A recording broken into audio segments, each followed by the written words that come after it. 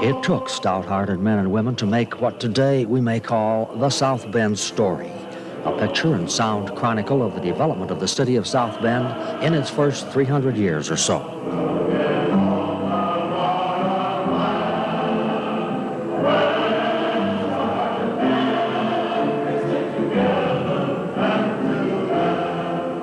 Some of what you're about to see are reenactments, and some of it, where pictures and movies are available, will be the real thing. But with assistance from the Northern Indiana Historical Society, these are the major highlights in the development of one of America's great cities. A city which came about, as the Studebaker Male Chorus puts it, from the work of stout-hearted men.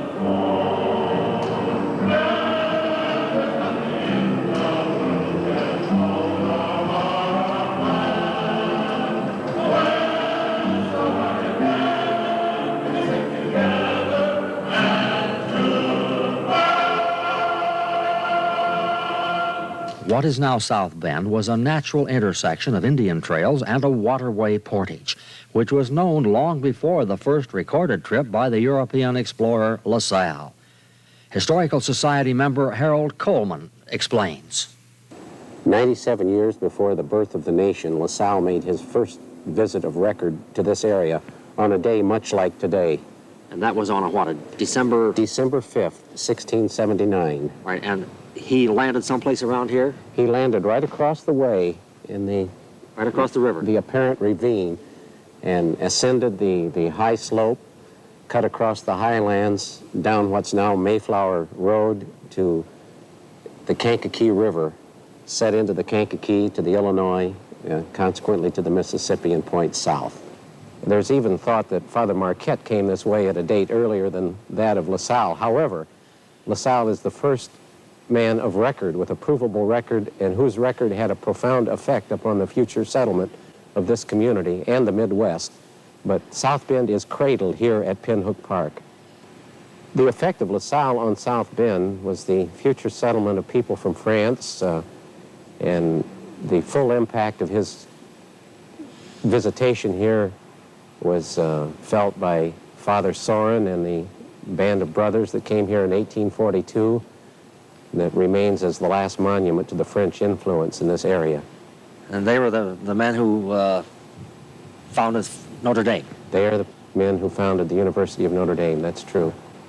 All right, what about the legend, or is it possibly historical fact, that La Salle signed a treaty with the Miami Indians under the Council Oak Tree, which has remained until modern times in South Bend? Perhaps a legend, and certainly a local sacred cow. Hard to prove. The unprovable things are as broad as the imagination. The things that are provable are only one and singularly true. It would be very difficult to imagine a man from Europe coming in, mediating between two separate Indian tongues. There are some fantastic stories about La Salle mastering 6 languages in 6 months and things of this sort. However, it's not just the mastering of the language, but his acceptance. I doubt it very much. The voyageurs we've been seeing here are those led by a latter-day La Salle, Reed Lewis of Elgin, Illinois, who retraced La Salle's steps in late 1976 and early 77. It became obvious to us that for the bicentennial, everything was being done on the East Coast, or we were imitating what was being done on the East Coast. And we felt that as Midwesterners, we have a very strong, proud history, and that if we weren't proud enough of it ourselves, nobody would help us to celebrate it. And this particular voyage of La Salle's laid the foundation for everything that happened in the Midwest. He claimed the Mississippi Valley and thereby began the development. Secondly, we wanted to appeal to people to get back the spirit that the Voyager had. They were extraordinary people. I mean, they had terrific courage and determination and a great deal of self-reliance. And I think that if we can inspire ourselves to get that back and apply this to modern problems, we'll have come a long way and continue the whole tradition that our country has been known for.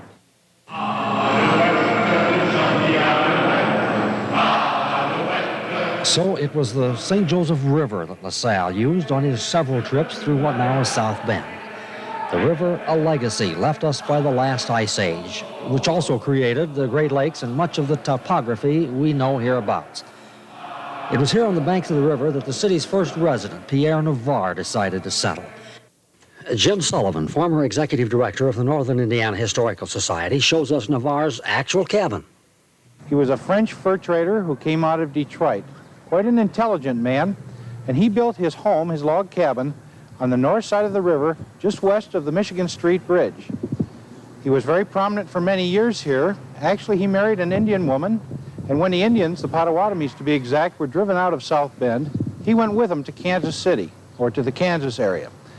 Years later, he returned and died in this area. He is today buried at Cedar Grove Cemetery at Notre Dame. He was also known, of course, by the other early settlers. In fact, the two people who are credited with founding South Bend, Alexis Coquillard and Lathrop Taylor, were also fur traders. In fact, Coquillard was from the same company. Which was what? Which was the American Fur Company, or the John Jacob Astor Company, as most of us know from our history books. The very big company outside. It was the English equivalent of the Hudson Bay Company, which was also England. In 1823, Alexis Coquillard came to South Bend as a fur trader.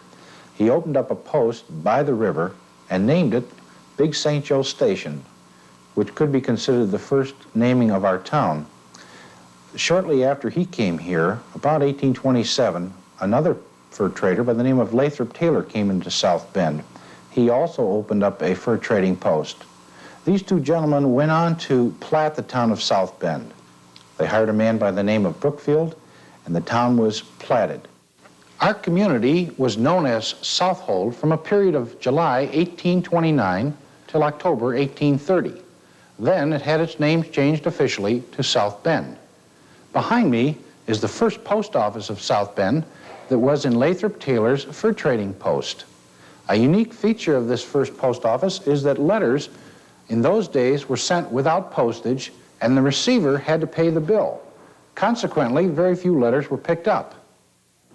Transportation always is important to any community, and to South Bend it has been more important than to most.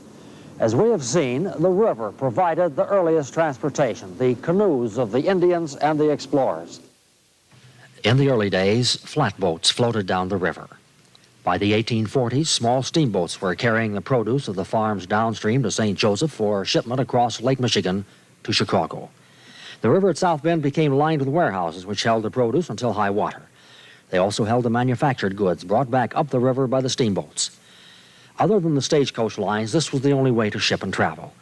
There probably are no pictures of the earliest boats, the Pocahontas, Indiana, Algoma, Niles, Mishawaka, and Michigan, but some of the later boats ran until the dams put a stop to the river trade.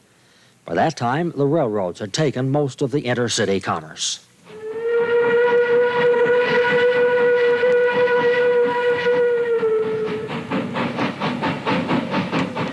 What we now know as the Conrail tracks through South Bend began in the early 1850s. First as the Northern Indiana Railroad, then the Southern Michigan and Northern Indiana, which completed trackage from Toledo to Chicago in 1852. Those tracks then became the Lakeshore and Michigan Southern, finally the New York Central, Penn Central, and now Conrail. So with the coming of the railroads, life increased its pace, and the river was forgotten as an artery of commerce and transportation. This little county park that I'm standing in is called Liberty Square. It's located at the corner of Washington Street and Lafayette Boulevard, right next to the Northern Indiana Historical Society Museum. This was a site of part of the Underground Railroad that we all learned about in our history books. A fellow by the name of LaPierre, Amable LaPierre, lived on the corner of this park just before the Civil War, and it was his job, along with many others in this community, to hide these runaway slaves in their basement. Then in the evening, Mr. LaPierre and others, among them many free blacks in this community, would run the slaves up across the Michigan border where they would eventually be safe from recapture. Now the reason that happened was that Indiana had a fugitive slave law, which meant that if slaves were captured here, they would have to be returned to the South.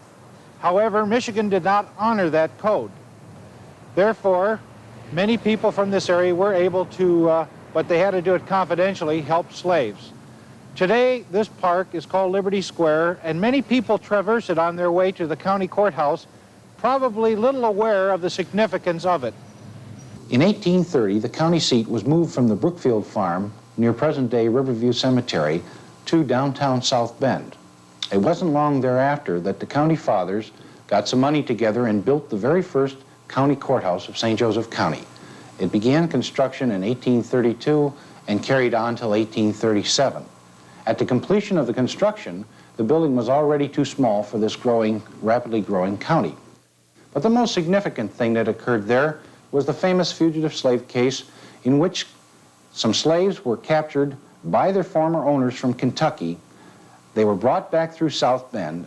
A posse captured the slaves again, and a trial ensued in that courthouse, and the judge found that the slaves could go free again up into Michigan, where they had settled.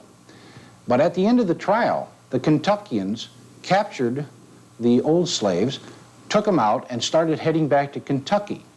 Fortunately, the posse from South Bend caught up with them around Lakeville and recaptured and repatriated these slaves. Now, towards the 1850s, the county was growing by leaps and bounds, and the courthouse, the first one, was just not large enough. So the county fathers decided to hold a contest for a winning design of a new proposed courthouse. The man that won that contest, which, by the way, offered $25 as a prize, was a man by the name of Charles Van Osdale from Chicago. Now, he was significant because he'd already built a Cook County courthouse and the LaPorte County courthouse. So he came here, hired a local contractor. The new building was constructed and started in 1854 and finished in 1855. And that building served as our county courthouse, actually until 1898. But in 1895, a significant event occurred. The county, again, growing by leaps and bounds, had to build a new courthouse. But the old one was in such good repair that the county fathers decided to save it. To do so, they hired a moving company. They had the building jacked up, log rollers were placed underneath, horses were hooked up to it, and over the winter months of 1894-95, the building was slowly turned around and pulled over to its present site on Lafayette Boulevard, where it is today our Northern Indiana Historical Society Museum. This is one of the original stairways in St. Joseph County's second courthouse. Schuyler Colfax climbed the stairs many times on his way to the courtroom to give public and civic talks to the local populace. Colfax was, of course, originally the publisher of the St. Joseph Valley Register, who went on to become the representative to Congress. During the Civil War, he became the Speaker of the House of Representatives. Under the Ulysses S. Grant administration, Colfax became the Vice President of the United States. However, he only served one term because of his supposed involvement with the Credit Mobilier scandal. That had to do with backers of the Union Pacific Railroad giving free stock and dividends to congressmen to induce them to give free land to the railroads. Colfax was never formally charged and always remained beloved to his fellow citizens of South Bend. He ended the remaining 12 years of his life as a nationally prominent lecturer, spending most of his time discussing his best friend, Abraham Lincoln.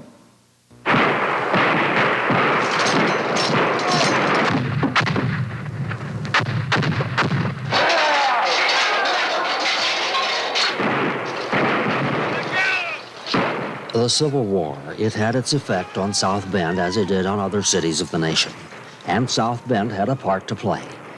A past president of the Northern Indiana Historical Society, journalist Phil Ault, covers the highlights. South Bend was a little city of 3,000 or 4,000 people when the Civil War began in April of 1861. On the night of April 15th, in response to President Abraham Lincoln's call for men, a rally was held here in the St. Joseph County Courthouse, for which there were many speeches, a brass cornet band, and a vast amount of enthusiasm. Out of that came the first company of volunteer infantry to go to war from South Bend. 4 days later, they were on their way to Indianapolis, and within 2 or 3 weeks were in battle. In fact, it was less than 3 months later that the first one of them was killed, John Oughton. It was for him that the Grand Army Post was named here in South Bend. Later, a camp called Camp Rose was established up on what is now at the corner of Portage Avenue and Navarre.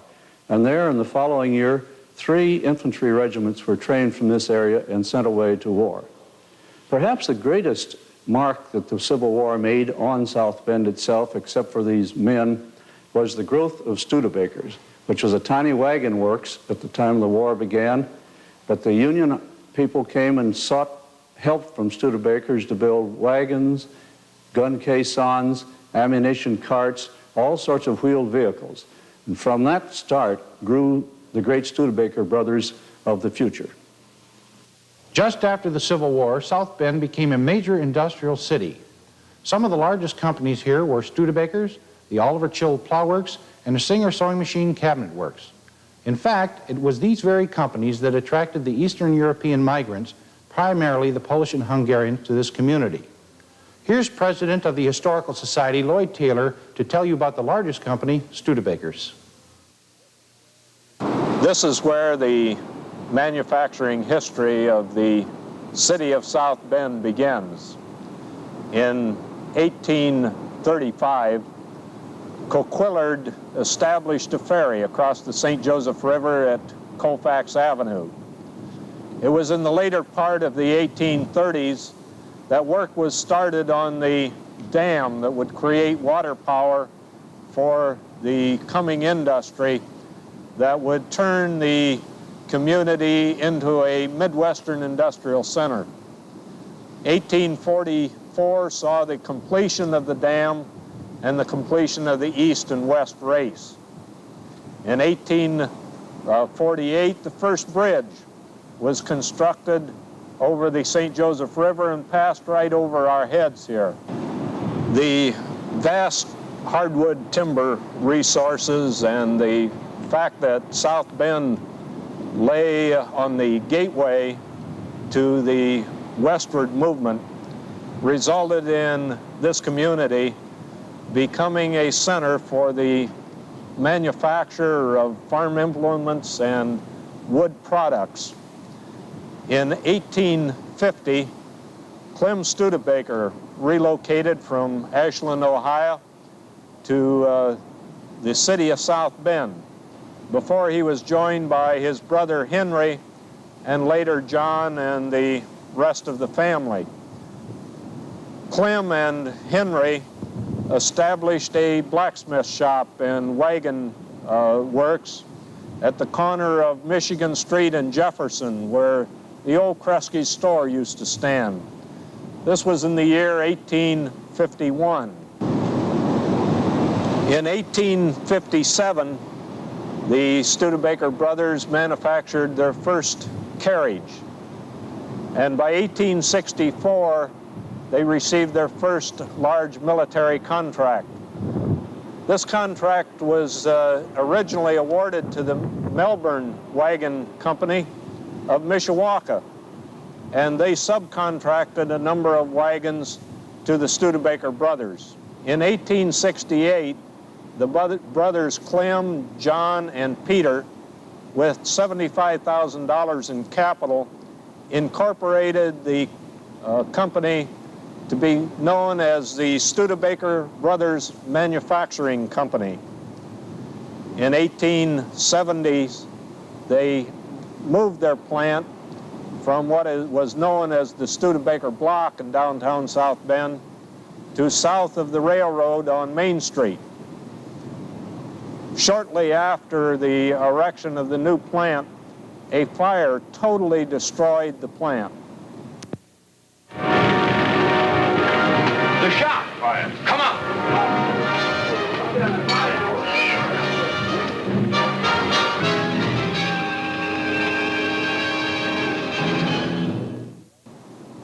By the next morning, before the embers had even cooled, the brothers were back hard at work, seeking financing to rebuild. By the end of the 19th century, the Studebakers were thinking about getting into the automobile business. And John Studebaker's son-in-law, Mr. Fish, was extremely interested in the automobile, and he was a personal friend of Thomas Edison, who was a proponent of the electric automobile. And through this association, Studebaker started to build bodies or carriages, in essence, for the electric chassis built by others. In 1908, Studebaker entered into a licensing agreement with Everett, Metzger, and Flanders for the distribution of the EMF and Flanders automobile through Studebaker dealerships. By 1912, Studebaker had purchased the EMF and Flanders, and the Flanders automobile was coming off Studebaker's line with the Studebaker emblem. In that same year, the Studebaker Corporation was reorganized and the name changed to the Studebaker Corporation. 1913 saw the first completely engineered Studebaker automobile. We're going 8 miles an hour.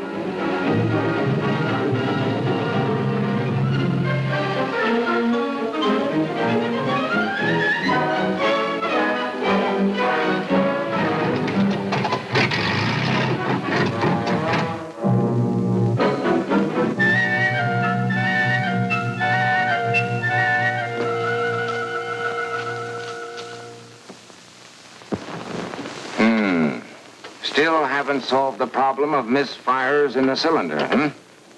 Why can't we get a good spark? Only used 4 spark plugs in a 2-hour ride. Can't expect people to travel around with pockets full of spark plugs. Well, I'll get it back to the shop. Have the engineers go to work on it again. All right. Let me know when you're ready for another test. Yes, sir. In 1915, Mr. Erskine succeeded Mr. Fish in the presidency of the Studebaker Corporation. In 1917, with the entry of the United States into World War I, Erskine placed the manufacturing facilities of the Studebaker Corporation in the hands of the government for the manufacture of supplies for the military forces. Studebaker built Army ambulances, cargo wagons, water tankers, harness, saddles, and mine anchors. In 1919, as the armistice was signed, the Studebaker Corporation returned to automobile production. 1920, the first manufacturing facilities for automobiles was located in South Bend, and the Studebaker Light 6, as it was called, was the first car produced in South Bend. This car is on display in the Discovery Hall Museum. In 1926, Erskine traveled to Europe to learn from the European Studebaker dealers what the requirements would be for a car that would gain acceptance in their market. They described the car, and on Erskine's return to South Bend, he instructed his engineering department to design an automobile for the European market. This car became known as the Erskine and was manufactured in 1927, 28, and 29, and 30. In about 1930, Rockney began to work with the Studebaker Company in a public relations role. Of course, he was the coach of the famous Notre Dame Fighting Irish football teams, and Mr. Rockney promoted Studebaker cars and joined the company in the late 30s, and a car was manufactured or designed and manufactured in Detroit to carry the Rockney name. The first model was to be the 1932 Rockney. Unfortunately, as this car was being promoted, Rockney died in an airplane crash in the fall of 1931.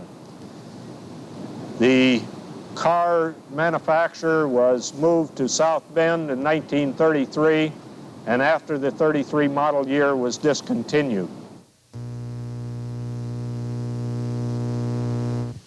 As the automobile was being developed, the air age also was developing, and the Historical Society's files contained these films of the first airmail flight in and out of South Bend.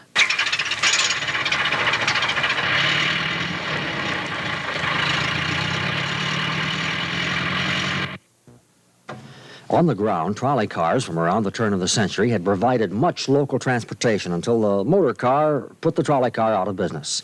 These films show South Bend and Mishawaka trolleys, which first developed from separate car lines on each side of the river. On Saturdays, the cars took the throngs to the Notre Dame football games out along Notre Dame Avenue. But as the ridership fell off due to the increasing use of the automobile, the lines ran into financial difficulty and were abandoned just prior to the outbreak of World War II.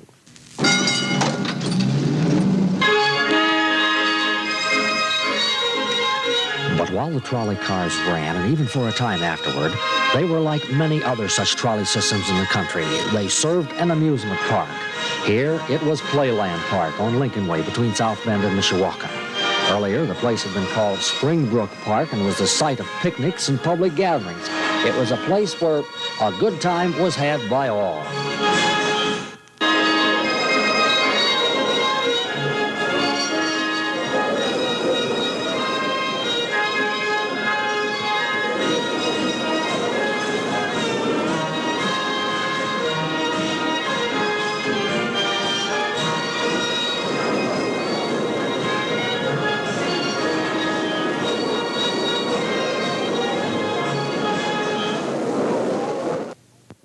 At the height of the Depression, the employees of the Bendix Corporation carried out a unique labor action. They conducted the first sit-down strike in North America. This action was a turning point in labor management relations in the United States. And those people who were fortunate enough to buy a Studebaker Champion in 1939, 40, and 41 found that their World War II gas coupons carried them almost twice as far as the competitive automobiles. Studebaker again joined the war effort in 1941 or 42 and produced military trucks and the famous Weasel amphibious vehicle, which was designed for the invasion of Norway, which never took place, of course, but it was used in the invasion of the Aleutian Islands and in much of the island hopping through the Pacific. In addition to military trucks and Weasels, Studebaker constructed the Chippewa plant, which had over 1 million square feet of manufacturing area for the production of aircraft engines for the B-17 Flying Fortress. The B-17 was probably our instrumental bomber in destroying the European or German manufacturing facilities in World War II.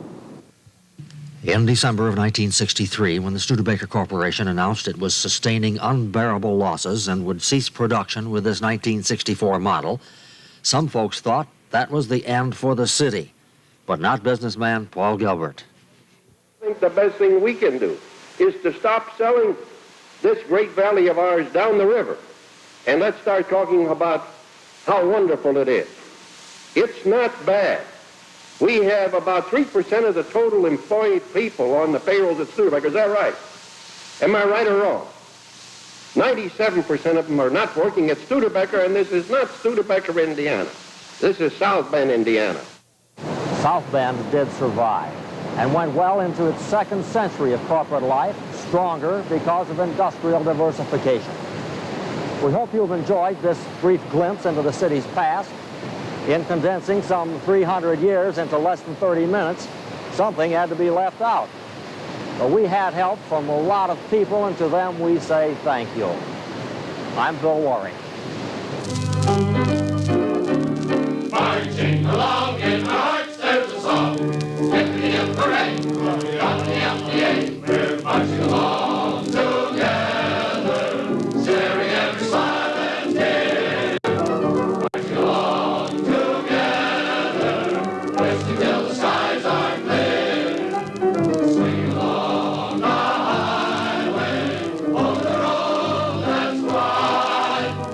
without the fiddle, without the drum, we mean to chase the chase. Rum-ka-diddle, here we come.